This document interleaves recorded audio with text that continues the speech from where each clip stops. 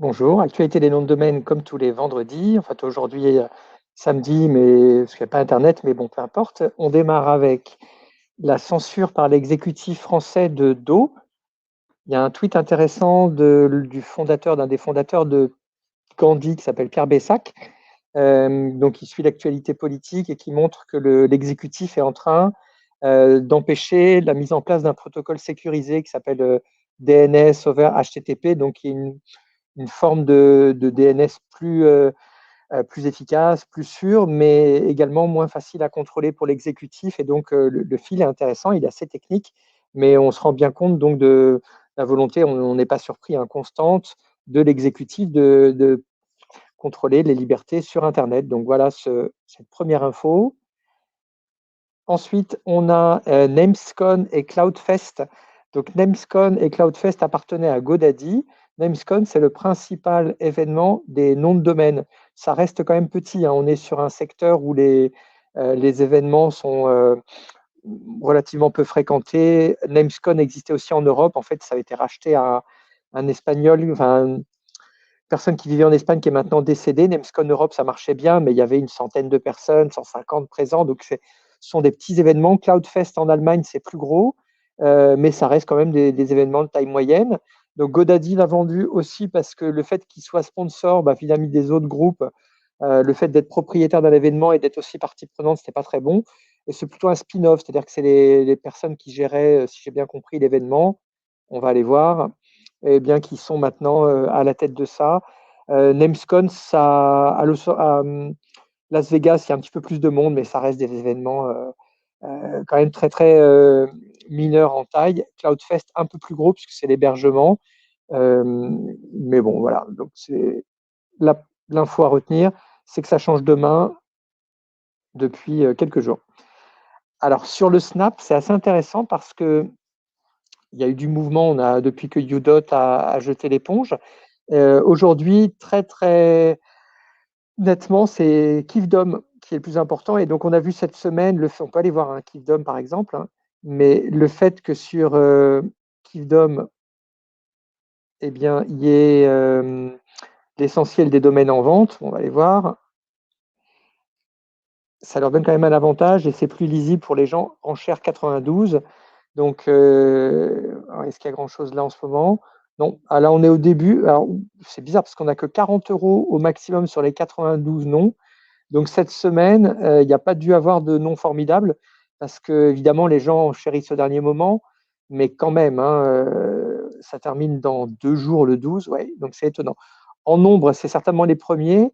Et de manière étonnante, le second, du coup, c'est de plus en plus Dom Expire. On peut aller voir Dom Expire ici. Et Dom Expire, on ne peut pas mettre de backorder. Et du coup, ils essayent d'attraper les noms. Ah, on voit 1600, 1510, 660. Voilà, Dom Expire, ils ont eu des noms de meilleure qualité. Alors, peut-être qu'ils les ont visés et que Kifdom, il prend un peu tout ce qu'on lui demande. Bon, là, il y en a beaucoup moins, forcément, chez Dom Expire, mais il y en a quand même beaucoup plus que ce qu'ils avaient par le passé. Donc, Dom Expire, clairement en train de monter. Voilà les deux acteurs qui se distinguent. Après, il y a encore 3 autres. On va pas compliquer, mais Kifdom, assez nettement, leader en ce moment. Et donc, je vous parle de ça parce qu'il y a eu quand même des ventes intéressantes en termes de prix. Pronostic.fr, alors j'ai plus le montant exact en tête, c'était, je crois, 6 000 €. Un nom de domaine avec du jus SEO très étonnant qui s'appelait Télécom Info, quelque chose comme ça, ou télécomconso.fr, qui était un ancien site de l'ARCEP, qui a terminé à plus de 5 000 €.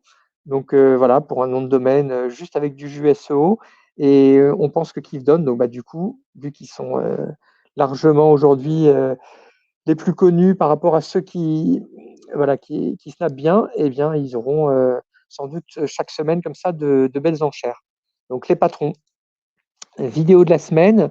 Alors, il n'y a pas eu d'entretien, mais je vous invite à participer à un débat, donc mercredi 14 avril à 15 h, sur OVH. Donc, ce garçon qui s'appelle Durf, en fait, Frédéric Bobet, une chaîne vraiment sympa. En plus, il est en même temps sur Twitch, sur Facebook, sur YouTube.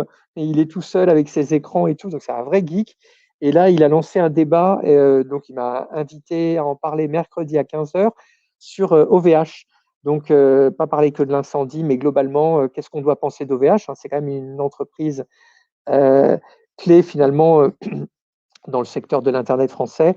Donc, moi, j'interviendrai pour les noms de domaine. Si vous avez envie, notamment sur Twitch, parce que je crois que c'est très interactif, voilà, de donner votre avis, ce sera très ouvert.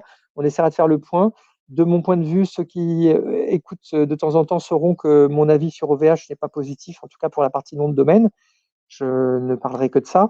En tant que fournisseur d'infrastructures, même hébergeur, je pense ils connaissent bien leur métier. Pour les noms de domaine, ça c'est pas un hébergeur que je recommande, enfin un registraire que je recommande, même au contraire. Donc, ce sera assez argumenté. Voilà. N'hésitez pas à participer. Vous pouvez donc écouter l'actualité de la semaine en vidéo, donc c'est ce qu'on est là maintenant. Les noms de domaine disponibles de la semaine, attention, c'est toutes les 2 semaines. Donc là, c'est ceux du 2 avril. Donc je pense qu'ils sont tous pris, ou en tout cas, il n'y a plus grand-chose de sympa. Mais bon, dès la semaine prochaine, vous en aurez des nouveaux très chouettes. À lire, à voir, eh bien, on a 2 offres d'emploi que j'ai notées. Donc le secteur est forcément de plus en plus en vogue. Là, il y a une offre donc, qui est chez CSC. Donc, si CSC, ça ne vous dit pas grand-chose, c'est le premier registraire grand compte au monde.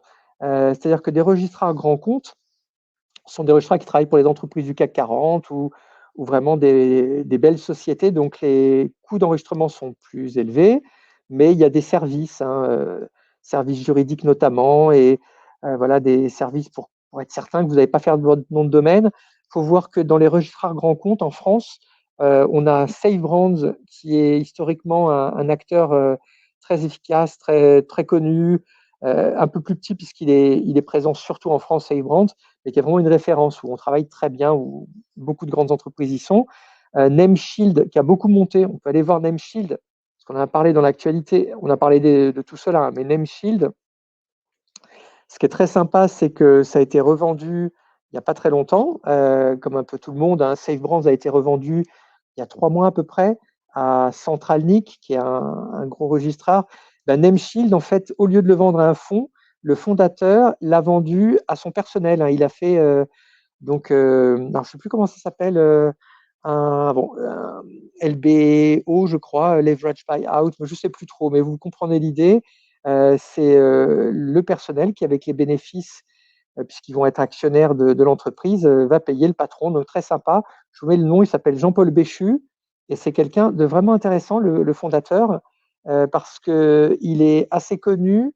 On voit qu'il a écrit un livre sur sa vie. C'est un entrepreneur qui une revanche sur la vie, donc qui est passé par des moments très difficiles, qui a une enfance particulière, etc. Je crois qu'il explique très bien, et qui aujourd'hui voilà, a envie de faire le bien, qui est très croyant. Et c'est chouette de voir finalement une entreprise qui réussit et qui reste citoyenne. Donc, pour ça, Nameshield est en plus qui travaille bien, puisque les échos sont bons, hein, c'est une entreprise qui se développe. Donc, on peut être assez fier de nos entreprises françaises, et notamment de celle-là. CSC, c'est pas français, mais vous pouvez quand même aller travailler chez eux, c'est les numéro 1 au monde. Et il y a Patrick Hauss qui est le responsable du bureau français, qui est un vrai expert, etc. Donc, c'est des entreprises dans lesquelles on travaille bien. De ce que j'en connais, quand même beaucoup moins bien que chez les autres Français, parce que c'est des grandes entreprises qui ont voilà, une notoriété, qui ont des clients de manière automatique, mais il n'y a pas la passion qu'on peut avoir dans les petites structures où finalement ce sont voilà, des gens qui sont vraiment des spécialistes et très doués. CSC, donc on a vu, Internet Society, une offre d'emploi aussi. Par contre, là, c'est pour des jeunes. Internet Society, c'est assez paradoxal. Pourquoi? Vous avez ça, en fait, c'est un organisme très important d'Internet, hein. On connaît tous l'ICANN qui gère la racine, hein, qui gère ce que nous, on considère comme le web, mais il y a des racines parallèles. Il n'y a pas que la racine de l'ICANN, mais quand on parle d'Internet, enfin, en tout cas, quand on parle de web, on pense à ce que fait l'ICANN. Et l'Internet Society, c'est un des très grands organismes, et c'est eux qui géraient le .org, donc ils gèrent toujours, et qui ont un but normalement non lucratif. Mais il faut savoir qu'il y a 1 an, ils ont vendu le .org à Ethos Capital, qui est un horrible fonds qui depuis a racheté Donuts, qui est vraiment une sale société. C'est assez étonnant, soit que ces gens-là ne le voient pas du tout, soit que finalement les fonds ont réussi à à s'imposer dans cet univers-là. Donc, Internet Society a vendu le .org, ce qui est incroyable, hein, à un fonds d'investissement, mais ça a été refusé par l'ICANN. En fait, c'était plutôt parce qu'il y avait vraiment ça provoquait un tollé, et l'ICANN qui était coupable de ça, parce que l'ancien patron de l'ICANN, l'ancien CEO, est passé chez Donuts, est passé chez Autos Capital, pardon. En fait, ils étaient deux. Hein, donc, il y a Fadi Shehadeh et Akram Atala, je crois, ou Chatala, je ne me souviens plus très bien, mais donc deux personnes voilà, qui confondaient les genres parce qu'ils étaient en poste à l'ICANN et ensuite ils allaient dans ces fonds d'investissement et on sait à quoi servent les fonds d'investissement. C'est assez incroyable. Internet Society, normalement, c'est quand même bien. Et si on regarde Internet Society France, sur Twitter, le président Internet Society, il s'appelle Nico Chani, il a un compte qui est très bien. Et donc, il fait de la veille sur Twitter. Et lui, vous l'avez là.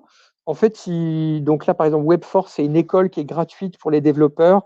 On a l'impression que le budget qu'ils utilisent, eux, sert à développer l'Internet. Il y a des débats qui sont plus ou moins intéressants de mon point de vue, mais on sent quand même le côté à l'origine d'Internet Society, vraiment de développer l'Internet. Et en tout cas, en France, Internet Society France, ça a l'air d'être pas du tout. Bon, ils sont avec Microsoft et forcément, ils ont des partenariats, mais on sent quand même un certain message que vous n'avez pas forcément pour l'organisme au niveau international. Bon, à suivre. Et dernière actu, alors je l'ai mis en dernier volontairement, pour certains ça serait la première, c'est 23 NTLD qui sont mis en vente par Uniregistry. Donc là on est obligé encore d'expliquer un tout petit peu de quoi il s'agit. Uniregistry, c'est un registrar, mais qui possède également des extensions, et donc il ne les a jamais utilisées, il les met en vente.